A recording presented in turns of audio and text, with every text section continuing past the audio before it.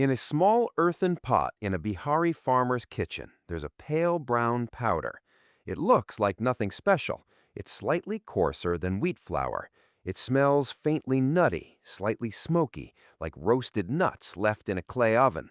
There are no labels on it, no supplement brand, no protein content table on the side of the jar.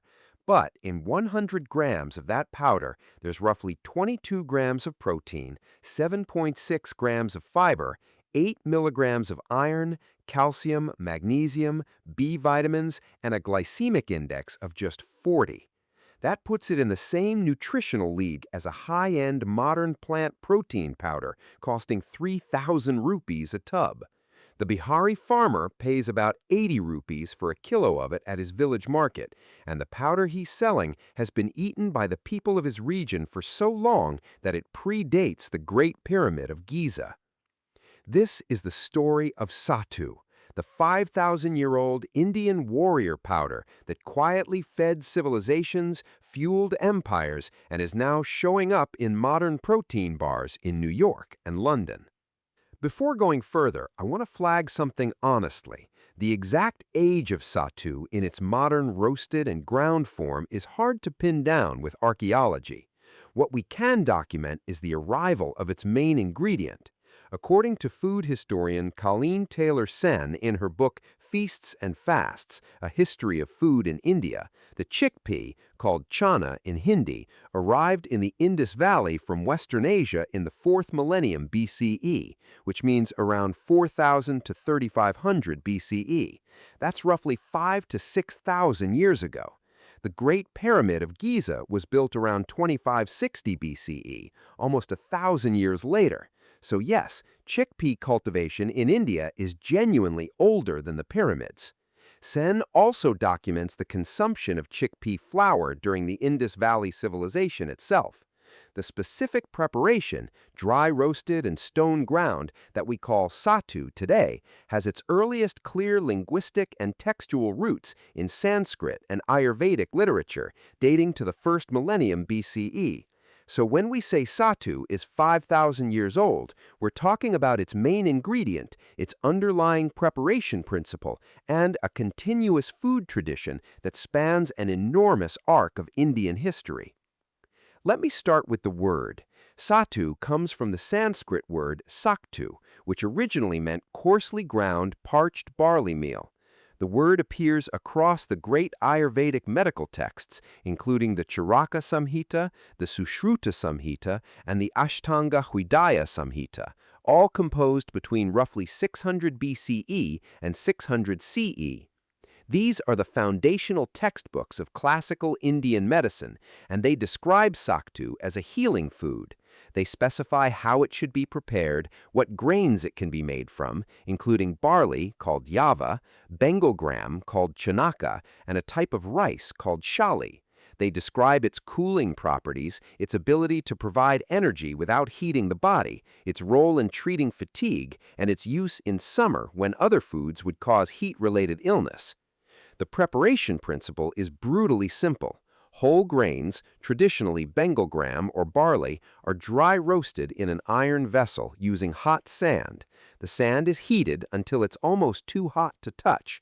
The grains are added. Within a few minutes, they puff slightly, turn golden brown, and develop a deep, nutty aroma.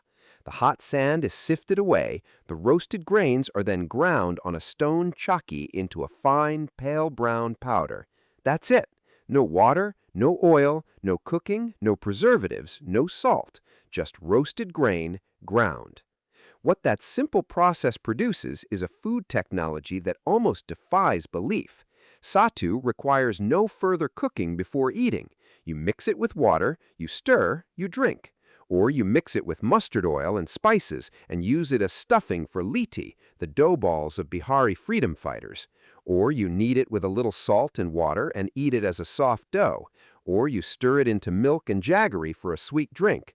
Every preparation is fast. None require fire on the spot. None spoil quickly.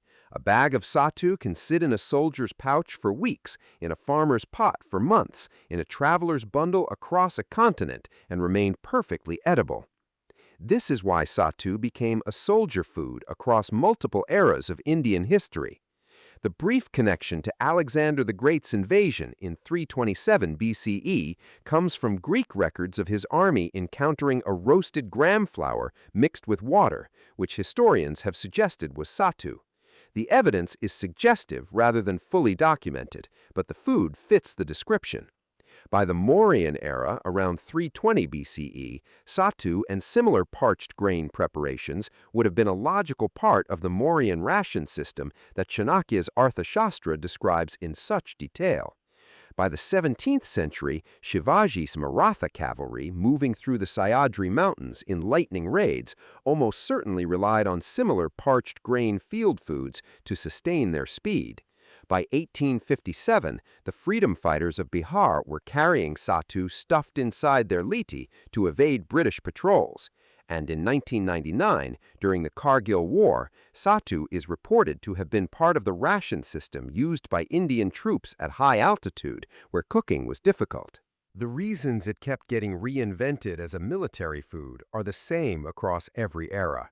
It is calorie-dense, roughly 406 kilocalories per 100 grams, according to the Indian Council of Medical Research's Indian Food Composition Tables from 2017. It is protein-heavy, about 22 grams of protein per 100 grams, which is comparable to many modern plant protein powders. It is fiber-rich, about 7.6 grams of fiber per 100 grams, supporting digestion under stress. It has a low glycemic index of 40, which means it releases energy slowly over hours rather than spiking blood sugar.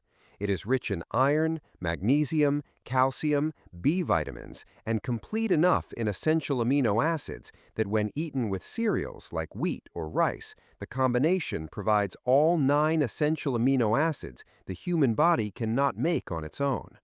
Now, the comparison to modern protein shakes. Honesty matters here. A scoop of whey protein typically delivers 24 grams of fast-absorbing protein with a high leucine content, which is what triggers muscle protein synthesis. Sattu's plant protein is absorbed more slowly and contains less leucine per gram than whey. So for a bodybuilder targeting peak muscle synthesis, whey still wins on that specific metric.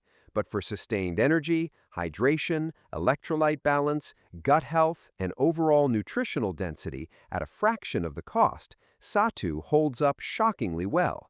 A glass of sattu drink mixed with cold water, lemon juice, black salt, roasted cumin, and a little jaggery delivers around 20 grams of protein, electrolytes, B vitamins, slow-release carbohydrates, and a cooling effect on the body, all for around 10 rupees per serving.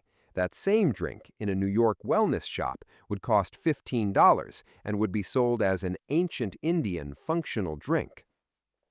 What's strange is how cleanly sattu maps to every modern nutrition trend: high protein, plant-based, gluten-free if made from pure chana, low glycemic, minimally processed, no additives, shelf-stable, sustainable, with chana cultivation having a fraction of the water footprint of animal protein.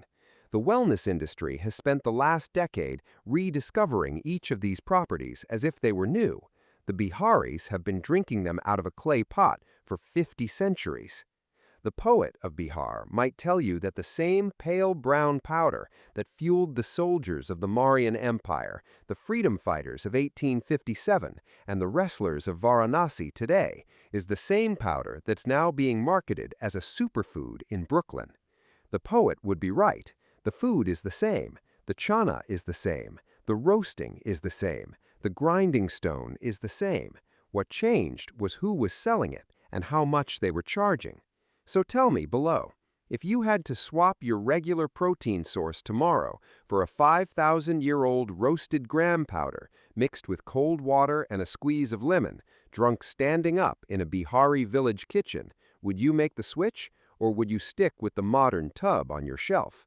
Drop your answer in the comments. And if you want more stories about the ancient foods that quietly beat modern wellness at its own game, subscribe to Alternate Past. The next chana is already roasting.